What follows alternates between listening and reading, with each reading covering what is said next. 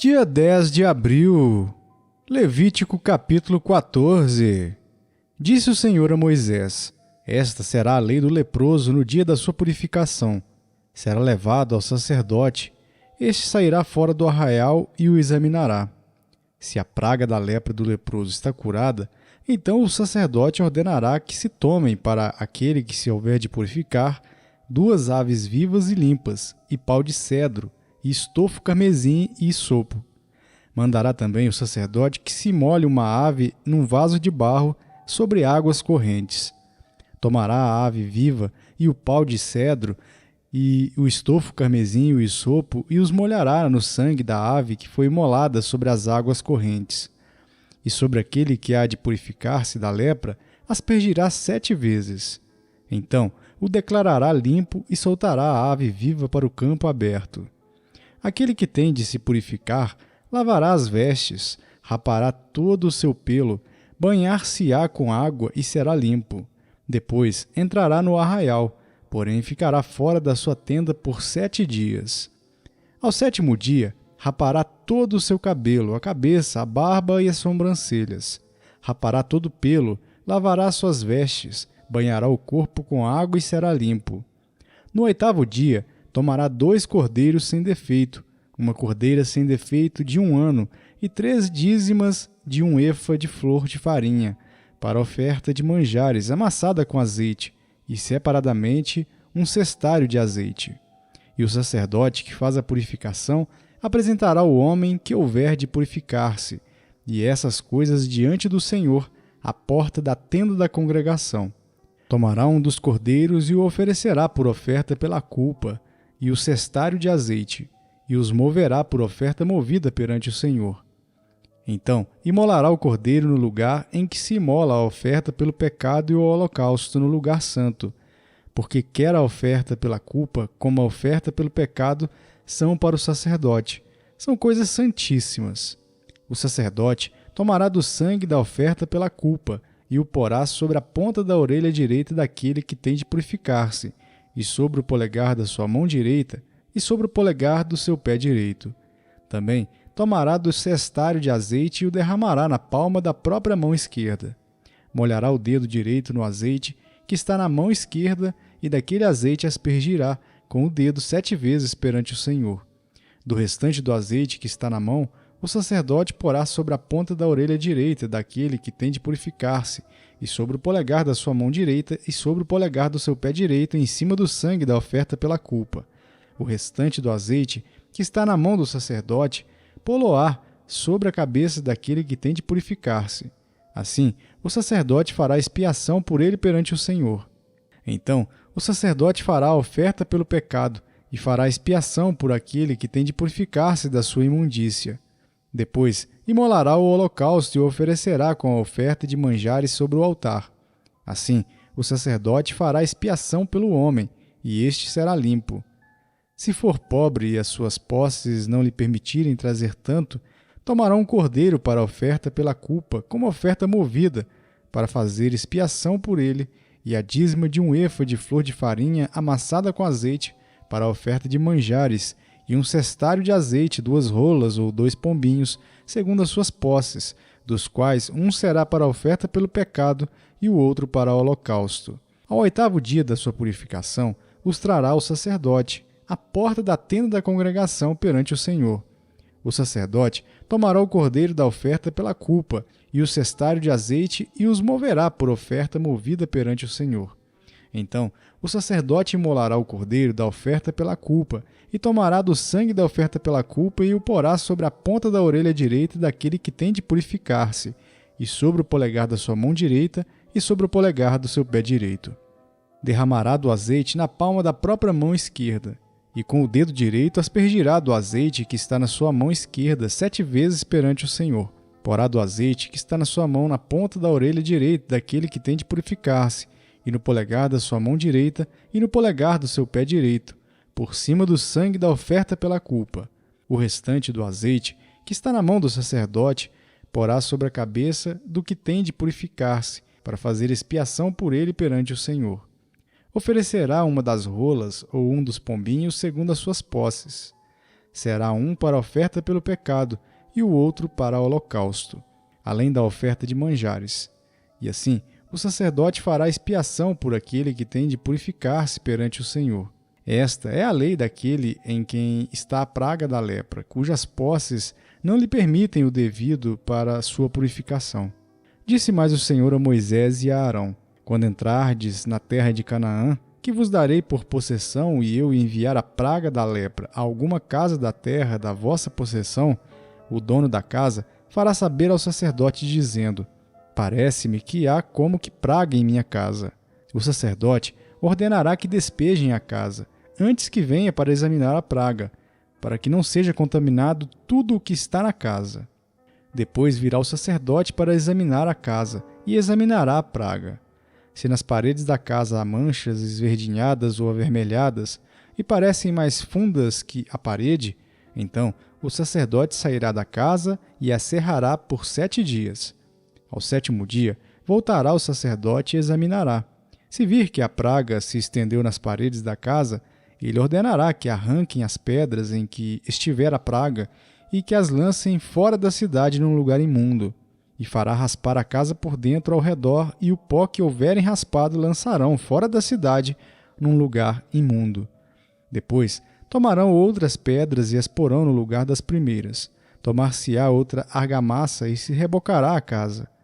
Se a praga tornar a brotar na casa, depois de arrancadas as pedras, raspada a casa e de novo rebocada, então o sacerdote entrará e examinará. Se a praga se tiver estendido na casa, há nela lepra maligna, está imunda. Derribar-se-á, portanto, a casa, as pedras e a sua madeira, como também todo o reboco da casa, e se levará tudo para fora da cidade, a um lugar imundo. Aquele que entrar na casa enquanto está fechada será imundo até a tarde. Também o que se deitar na casa lavará suas vestes, e quem nela comer lavará suas vestes.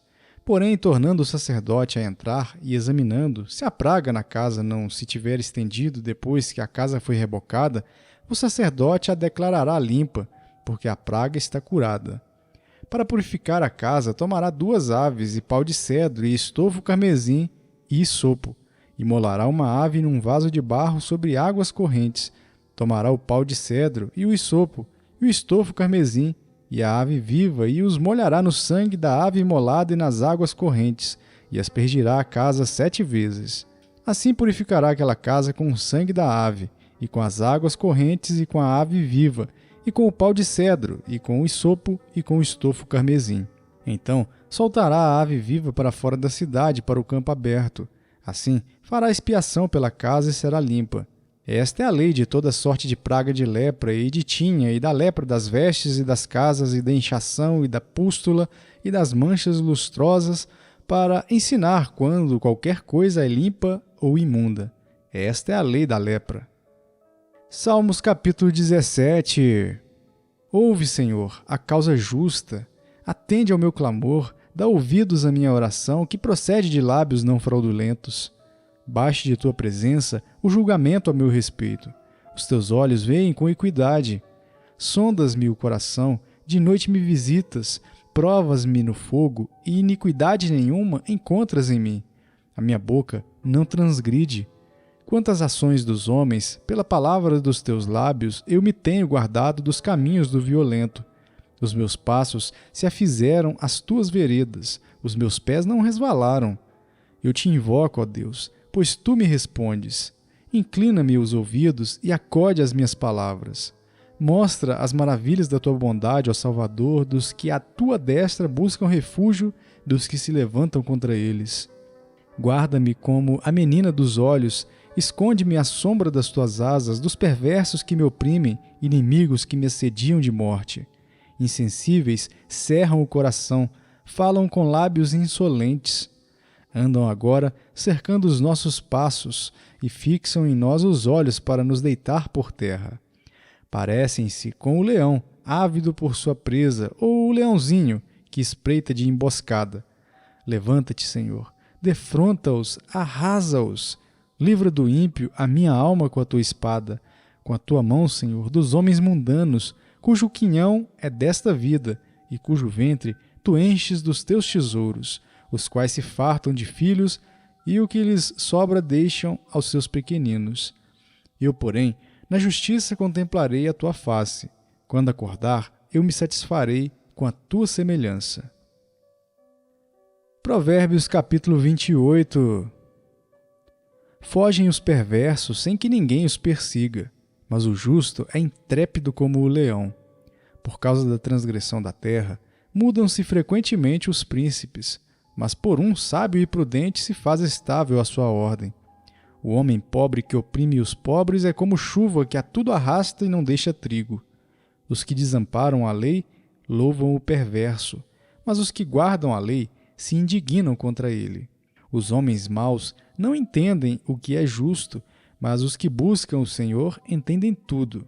Melhor é o pobre que anda na sua integridade do que o perverso nos seus caminhos, ainda que seja rico. O que guarda a lei é filho prudente, mas o companheiro de libertinos envergonha a seu pai. O que aumenta os seus bens com juros e ganância, ajunta-os para o que se compadece do pobre. O que desvia os ouvidos de ouvir a lei, até a sua oração será abominável. O que desvia os retos para o mau caminho, ele mesmo cairá na cova que fez. Mas os íntegros herdarão o bem. O homem rico é sábio aos seus próprios olhos, mas o pobre que é sábio sabe sondá-lo. Quando triunfam os justos, há grande festividade. Quando, porém, sobem os perversos, os homens se escondem. O que encobre as suas transgressões jamais prosperará, mas o que as confessa e deixa alcançará misericórdia. Feliz o homem constante no temor de Deus, mas o que endurece o coração cairá no mal. Como o leão que ruge e o urso que ataca, assim é o perverso que domina sobre um povo pobre. Príncipe falto de inteligência multiplica as opressões, mas o que aborrece a avareza viverá muitos anos. O homem carregado do sangue de outrem fugirá até a cova, ninguém o detenha. O que anda em integridade será salvo, mas o perverso em seus caminhos cairá logo. O que lavra a sua terra virá a fartar-se de pão, mas o que se ajunta a vadios se fartará de pobreza. O homem fiel será acumulado de bênçãos, mas o que se apressa a enriquecer não passará sem castigo. Parcialidade não é bom, porque até por um bocado de pão o homem prevaricará. Aquele que tem olhos invejosos corre atrás das riquezas, mas não sabe que há de vir sobre ele a penúria. O que repreende ao homem achará depois mais favor do que aquele que lisonjeia com a língua. O que rouba a seu pai ou a sua mãe e diz, não é pecado, companheiro é do destruidor. O cobiçoso levanta contendas, mas o que confia no Senhor prosperará. O que confia no seu próprio coração é insensato, mas o que anda em sabedoria será salvo.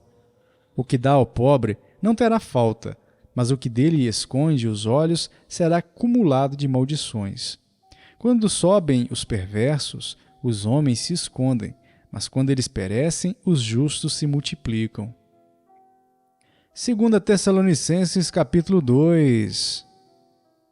Irmãos, no que diz respeito à vinda de nosso Senhor Jesus Cristo e à nossa reunião com Ele, nós vos exortamos a que não vos demovais da vossa mente com facilidade, nem vos perturbeis, quer por espírito, quer por palavra, quer por epístola, como se procedesse de nós, supondo tenha chegado o dia do Senhor. Ninguém de nenhum modo vos engane, porque isso não acontecerá sem que primeiro venha a apostasia e seja revelado o homem da iniquidade, o filho da perdição, o qual se opõe e se levanta contra tudo o que se chama Deus, ou é objeto de culto, a ponto de assentar-se no santuário de Deus, ostentando-se como se fosse o próprio Deus. Não vos recordais de que, ainda convosco, eu costumava dizer-vos estas coisas? E agora, sabeis o que o detém, para que ele seja revelado somente em ocasião própria. Com efeito, o mistério da iniquidade já opera e aguarda somente que seja afastado aquele que agora o detém. Então será de fato revelado o iníquo, a quem o Senhor Jesus matará com o sopro de sua boca e o destruirá pela manifestação de sua vinda. Ora, o aparecimento do iníquo é segundo a eficácia de Satanás, com todo poder e sinais e prodígios da mentira, e com todo engano de injustiça aos que perecem, porque não acolheram o amor da verdade para serem salvos. É por este motivo, pois, que Deus lhes manda a operação do erro, para darem crédito à mentira, a fim de serem julgados todos quantos não deram crédito à verdade. Antes, pelo contrário, deleitaram-se com a injustiça. Entretanto, devemos sempre dar graças a Deus por vós, irmãos amados pelo Senhor, porque Deus vos escolheu desde o princípio para a salvação, pela santificação do Espírito e fé na verdade, para o que também vos chamou mediante o nosso Evangelho, para alcançardes a glória de nosso Senhor Jesus Cristo. Assim, pois, irmãos, permanecei firmes e guardai as tradições que vos foram ensinadas, seja por palavra, seja por epístola nossa. Ora, nosso Senhor Jesus Cristo mesmo e Deus, o nosso Pai, que nos amou e nos deu eterna consolação e boa esperança pela graça, consolem o vosso coração e vos confirmem em toda boa obra e boa palavra.